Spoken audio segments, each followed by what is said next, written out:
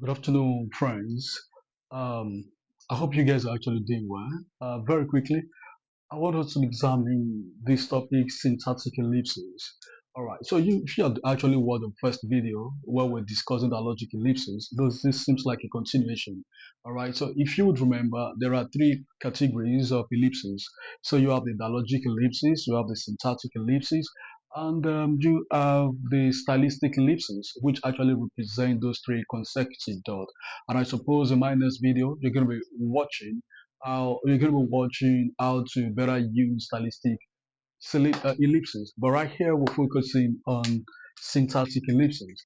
What exactly is it all about? Very quickly, it is the grammatical omission of words such as verbs, nouns, and sometimes even a clause without losing its meaning.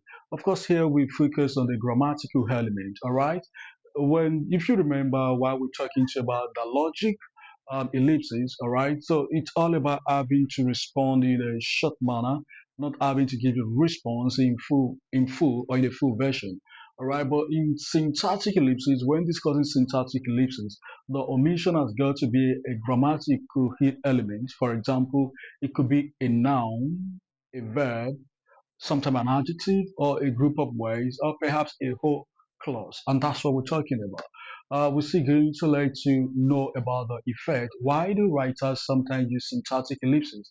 But right here, we're trying to help you understand perfectly well what syntactic ellipses is all about. Just as I've mentioned, ellipsis generally means omission. But what are we going to omit here?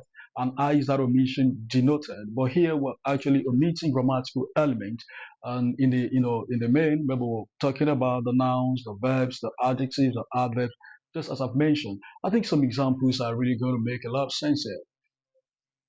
Some likes oranges and John apples. Very clearly, we can see are omitted words. Some likes oranges and John apples. We have omitted the word likes. This is a verb. All right, a verb is missing here. Sometimes it's called verbal ellipsis. All right, so that has to do with omission of verb. Sometimes it's called verbal ellipsis. All right, so Sam likes oranges and John apples. So what is omitted here is likes, and that means a verb has been omitted. Sam likes oranges and John likes apples, the full version. All right, so can we proceed to the next example? The next example says, if you work hard, I would have to. That makes sense. All right. What is missing? Work hard. All right. And that looks like a phrase. All right. So this looks like a phrase, and that's something that has been omitted.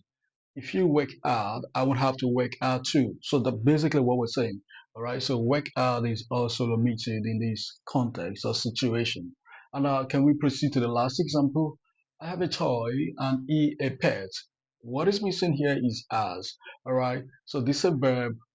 All right, so this is a combination of a verb and an adverb, so a phrase. All right, so this looks like an omission of a phrase, and this is an omission of a verb, verb, a phrase. All right, so basically, it's a common experience to have speakers, writers, use syntactic ellipses. All right. And I want you to know that one of the reasons why we do that is to achieve linguistic economy. And what exactly does that mean?